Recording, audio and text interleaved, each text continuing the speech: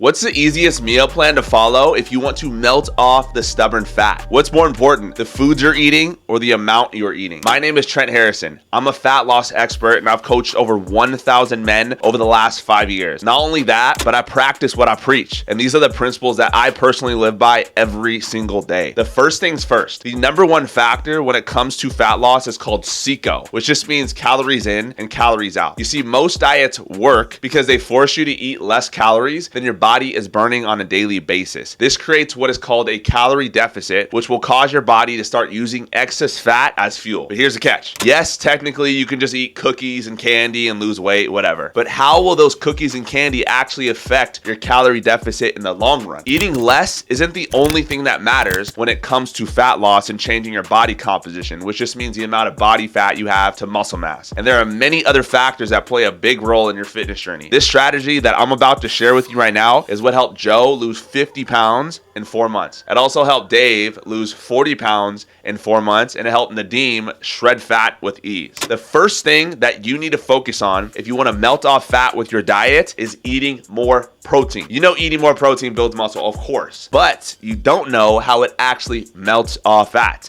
I would like to introduce you to the thermic effect of food, which is also called your TEF on the total daily energy expenditures chart. This is the energy your body expends to digest, absorb, and process the nutrients from the foods you are eating. Now, protein has the highest thermic effect among the three macronutrients: protein, carbs, and fats. The research consistently shows that about 20 to 30% of the calories you eat from protein are burned during digestion. Compare that to carbs, which are only 5 to 10%, and fats, which are even lower. So by incorporating more protein into your diet, you're essentially giving your metabolism a little workout every time you eat. But wait, there's more. It's not just about the immediate impact on your digestion. Eating more protein can also have a positive effect on your resting metabolic rate, also called your RMR. Your RMR is the number of calories your body needs at rest to maintain basic bodily function. So essentially, if you were just to sit in bed and chill all day like this. So protein has a higher thermogenic effect during digestion,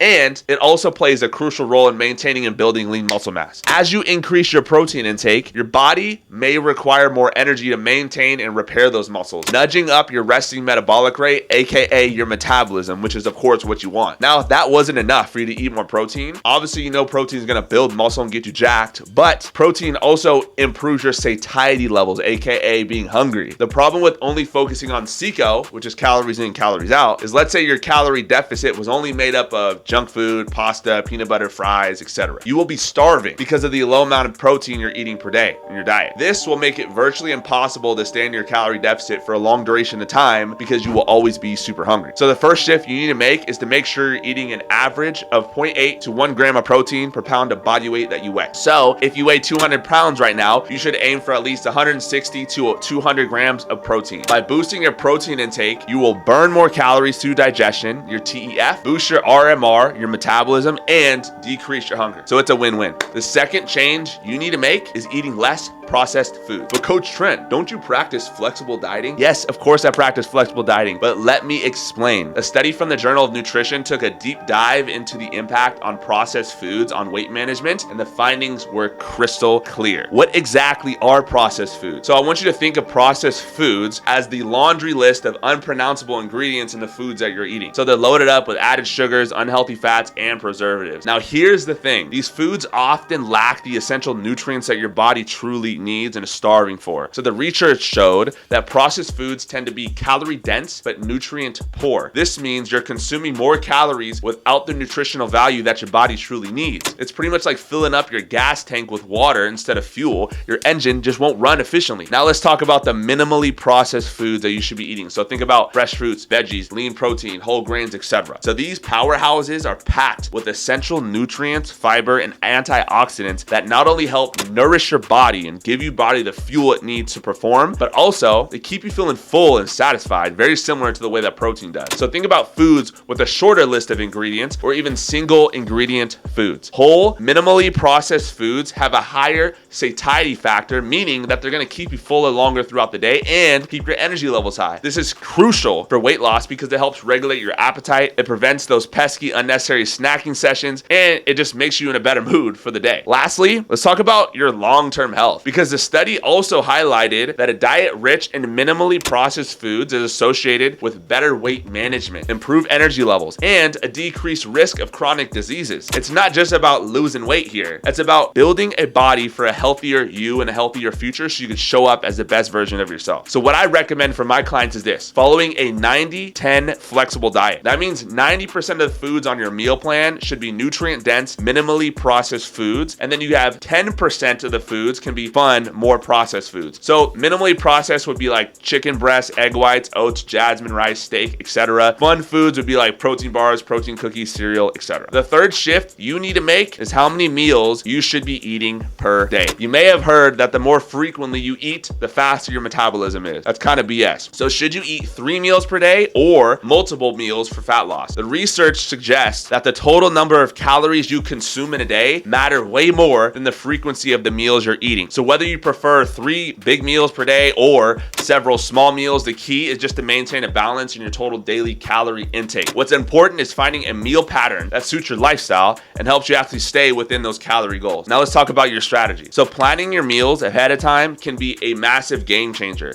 It helps you make mindful choices, ensuring that a good balance of nutrients, and can prevent impulsive snacking, which might happen when your meals are skipped. When you have a well-balanced breakfast and spreading your protein intake throughout the day, this can help appetite regulation and muscle maintenance. But remember this, individual preference plays a huge role. Some dudes thrive on 3 meals a day, while others prefer 5 or 6 more frequent meals. The golden rule is this: do what works best for you. Pay attention to hunger cues, energy levels, and your overall well-being. If you feel better eating smaller, more frequent meals, then go for it. If you feel better eating 2 to 3 bigger meals, that works too. The key is just finding what's sustainable for you in your lifestyle in the long term and doing it consistently. Make sense? Now, here's an example for how I eat in a day when it comes to my fat loss journey. So personally, what I found works best for me is just eating more frequently, because that's what I have found is best. Meal 1, 60 grams of oats, 15 grams of almond butter, 1 scoop of protein powder, 415 calories, 35 grams of protein, 40 grams of carbs, and 12 grams of fat. Meal 2, 3 eggs, 4 ounces of egg whites, English muffin, low-fat cheese, 433 calories, 39 grams of protein, 31 grams of carbs, 19 grams of fat. Meal 3, 50 grams of Rice Krispie cereal, 1.5 scoops of a protein shake, which is 346 calories, 41 grams of protein, and 46 grams of carbs. Meal 4 is 8 ounces of salmon, 6 ounces of jasmine rice, 1 cup of broccoli, which is going to be 591 calories, 60 grams of protein, 53 grams of carbs, and 12 grams of fat. And then meal 5 is going to be a protein bar, which is 290 calories, 21 grams of protein, 28 grams of carbs, 11 grams of fat. I don't normally eat a protein bar every single day, but if you're on the go, it's a great snack to have. This all equals out to 2,184 calories, 200 grams of protein, 202 grams of carbs, and 63 grams of fat. Here's the thing, you are a unique individual with unique needs. So there's no cookie cutter approach that's gonna work. You need a custom approach according to your lifestyle and according to your goals. So what I want you to do is take all of the info I just shared and create a custom plan that fits your specific need. Now, if you need help dialing in your nutrition so you don't feel like you're starving yourself, and that's gonna make dieting easy, what I want you to do is fill out the link in the description below, and I will personally reach out to you to give you more info on how I can personally help, like I've helped the other 1,000 men in the past. Like, share, and subscribe, and I'll see you on the next one. Peace.